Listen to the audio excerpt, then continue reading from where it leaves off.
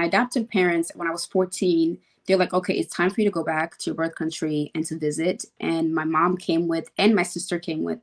And it was such a beautiful moment to see my mom, my birth mom, and my adoptive mom hugging. It was so Oh, yeah. beautiful. Like, it was so, it just, once again, it just helped with realizing you can love both. Like, this is an amazing.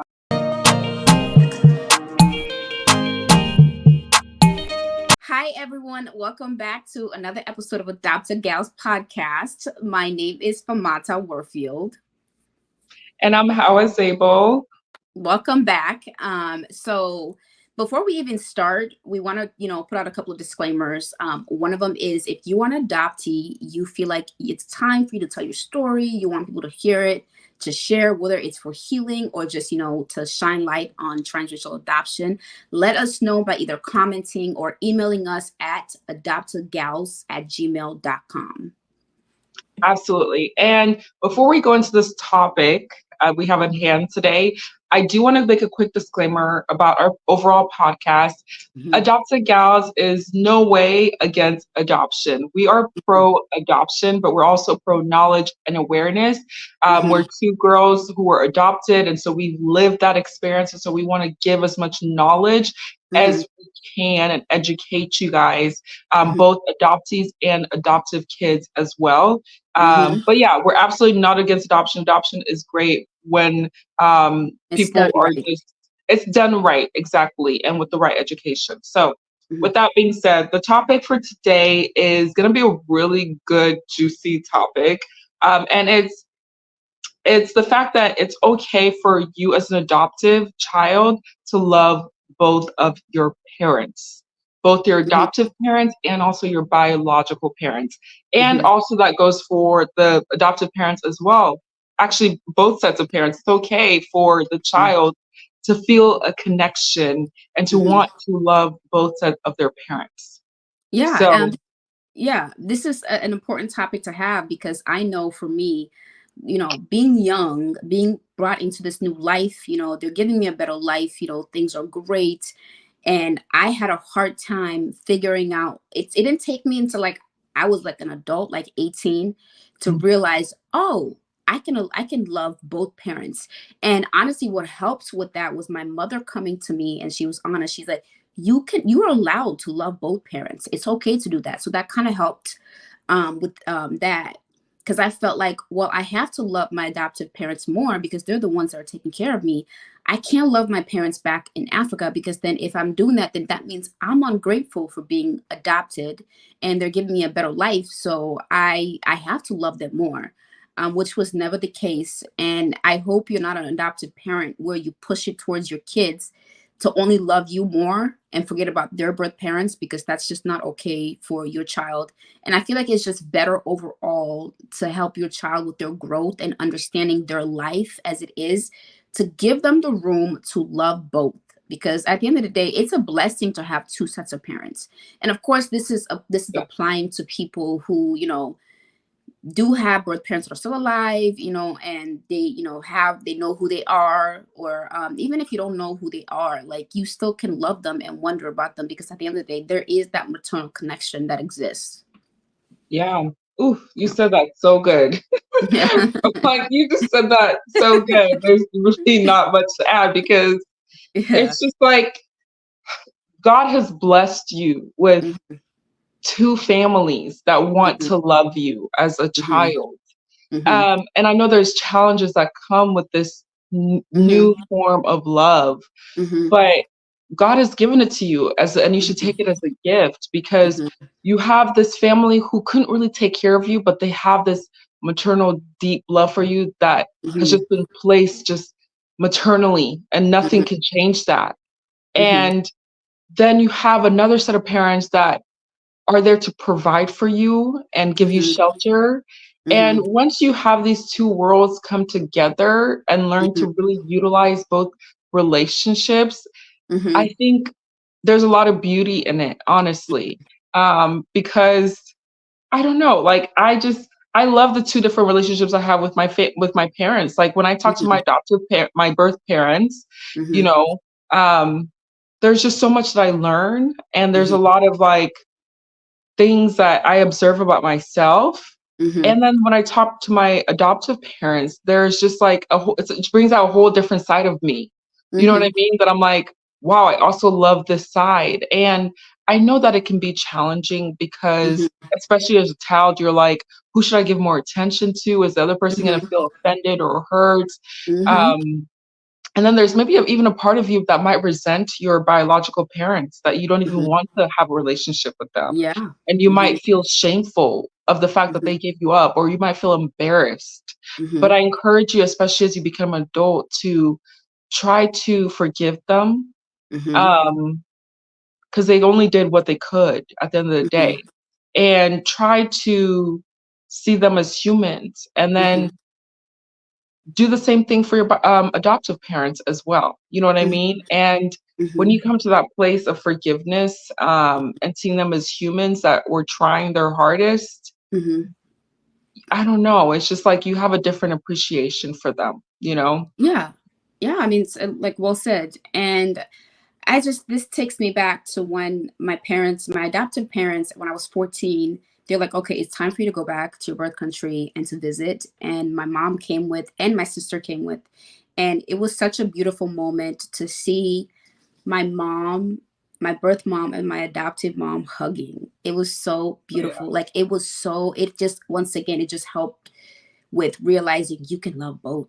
Like this is an amazing thing to see. And of course they're going to have this connection. And one thing that my mom used to say that I really appreciate, I'm going to tear up, that I appreciate was that she used to tell my birth mom, and she's like, she understands, like she's like, I cannot imagine what you feel as an adoptive, as a parent, having to give up your child. And I thank you for that. I appreciate you for that, for letting us raise her, and you haven't really seen her in such a long time. And Mhm. so them seeing that was such a blessing. And seeing two different people that have the most love for you is a beautiful thing. And of course, my case is different. Like how I said, you may not, have resentment for your parents that gave you up, or they were just not good people, because I know that exists. Of course. Um, even if that's the case, and having parents that were just awful, at the end of the day, they are a part of you. They're a Mhm. part of you. They share your DNA. And to kind of, I mean, we don't know the case, in what happened. So I don't want to say too much or try to dismiss the trauma that you may have experienced. Yeah. Um, but it's just try to understand in a way of, they will always be a part of you. They look like you, look like them. They brought you into this world, and to kind of find some type of like thank you, for doing that, if that helps. Yeah, definitely. And also, I think if you are starting the process as a parent, Hmm. as a prospective adoptive parent, Hmm. and you have the opportunity, try to, especially if the child is not like a little baby infant, and they Hmm. have memories and stuff like that, and they can Hmm. recall events. Try Hmm. to, when you meet the child, I know not all adoptions are open adoption, but if you do have the opportunity to have open adoption, Hmm. try to have that. Yeah. Um, it really helps in the long Hmm. run. Hmm. There's some sets of challenges that come with it, I know, and it's not always a fitting situation for every single adoptive, Hmm. um, parent and, whatever, but Hmm. try to if you can.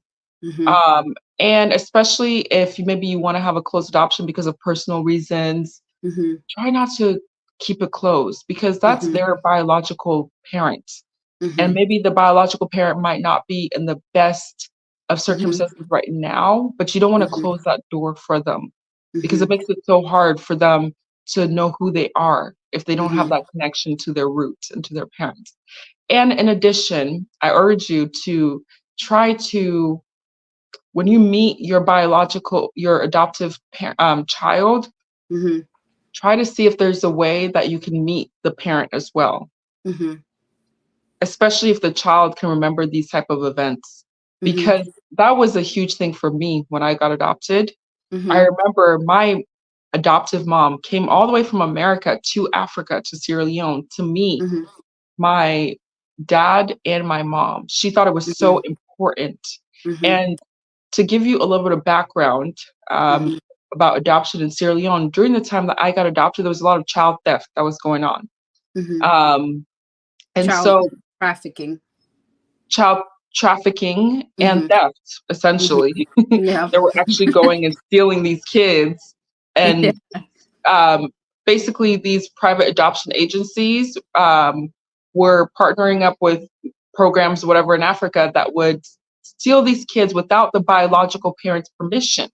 Mhm. And these agencies would tell the prospective Mhm. adoptive parents that the children's parents are no longer alive, that they're actual orphans, but they're Mhm. not. Their parents are still living, right? Yep.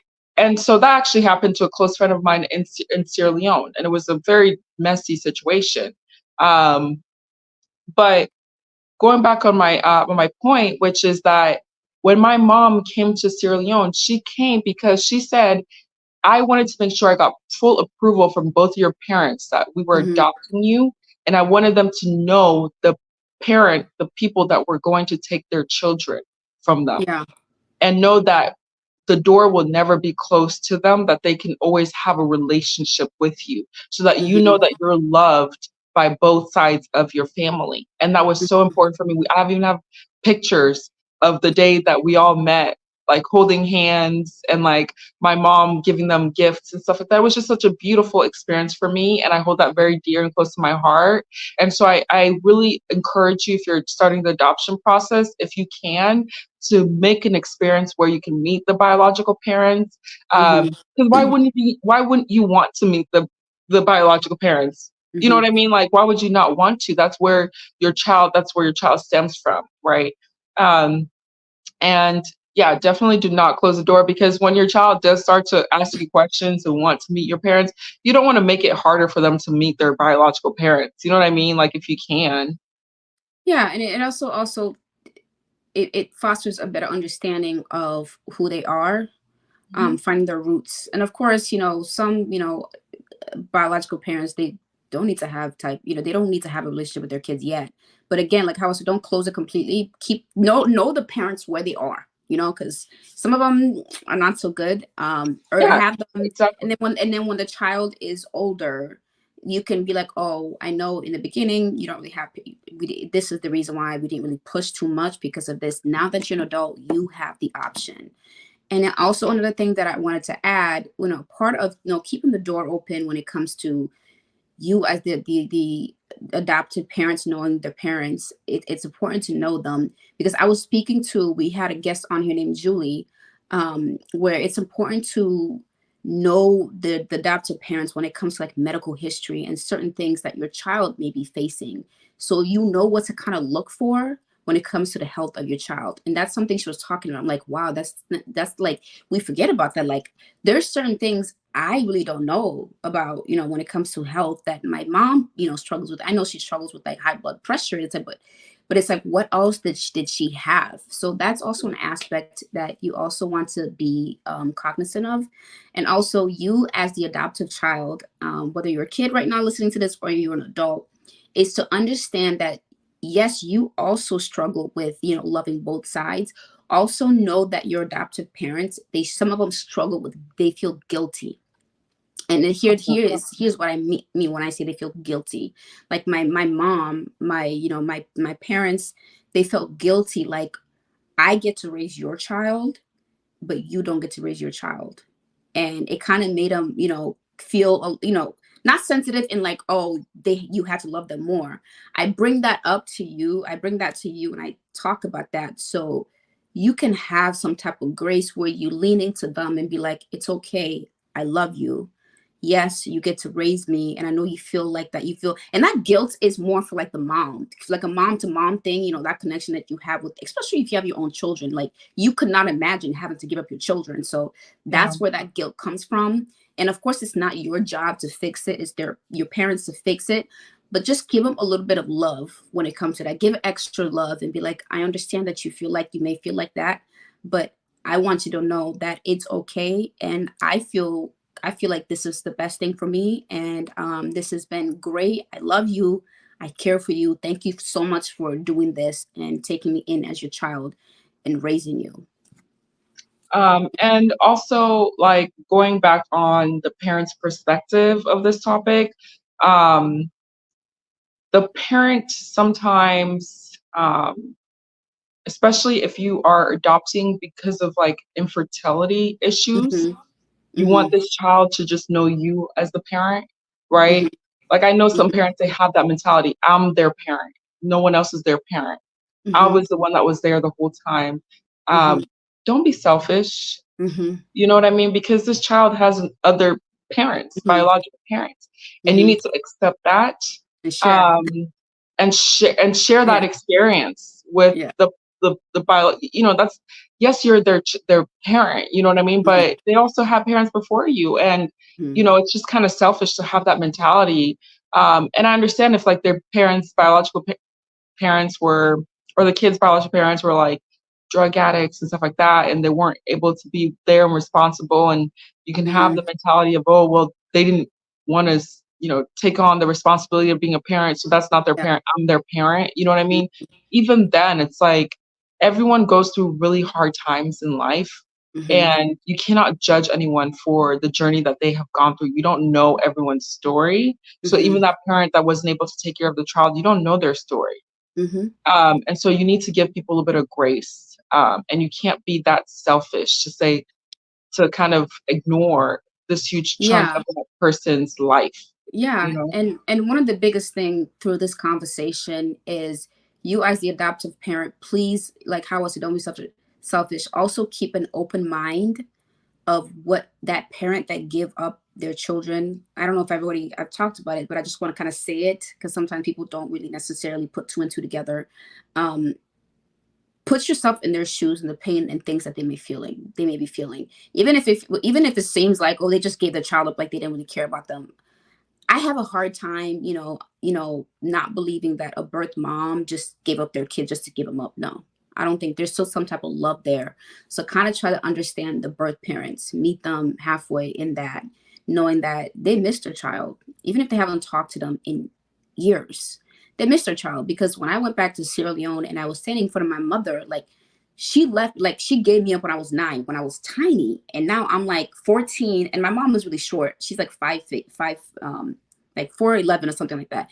And I'm towering over her now because I'm like 5'2", and she just like she sees me and she just starts like bawling. And you would think that her reaction, we talk every day and stuff like that, but we never really talked like that. And it's that realization, wow, I give up my child and someone else is raising her. She's sad, like she's grieving, like she's been grieving me for so long. And she misses me. So it was such a like, wow, like I'm so sorry. Like I'm so sorry that you were put in a position that you had to do that.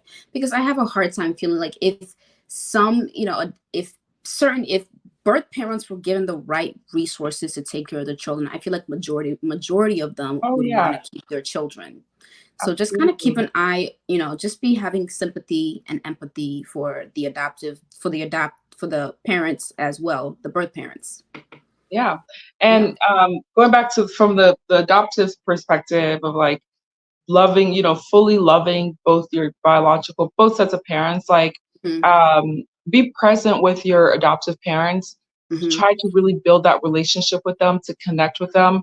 Yeah. Obviously, you can never have that maternal feeling with them, right? Like it's not like you were milking, you know, drinking milk Yeah. from your mother, your adoptive mother, and stuff like that. You Mhm. don't have that maternal love, but build a type of relationship with them, and also Mhm. continue to build if you have an open adoption, and your parents allow you to, your adoptive parents allow you to talk to your birth parents, write Mhm. them letters. You know what I mean? Mhm. Maybe call them every now and then and check in on them, see how they're doing. Doesn't mean that you have to hang out with them every single day, Mhm. but they are your biological parents, and you might not Mhm. respect that as a young person or see value in that. But when you get older and life gets Mhm. hard and you want to have some type of connection with people and feel a sense of Mhm. home and belonging, there's a Mhm. part of you that's going to yearn for that relationship. And so just build that from when you're younger and continue to Mhm. strengthen that when you get older.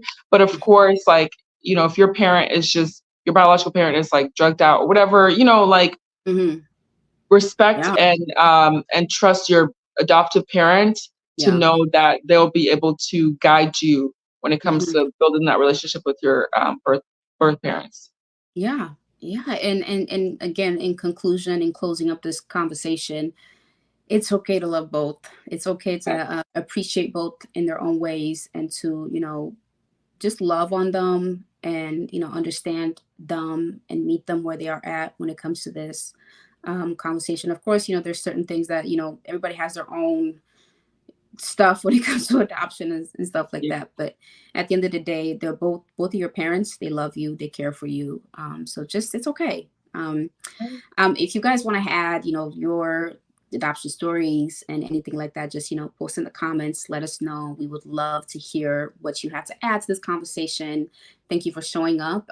Don't forget to like, subscribe, and share, and let people know about our channel, because this conversation about transracial adoption is such an important topic to have. very important. So until next time, bye. Bye, you guys.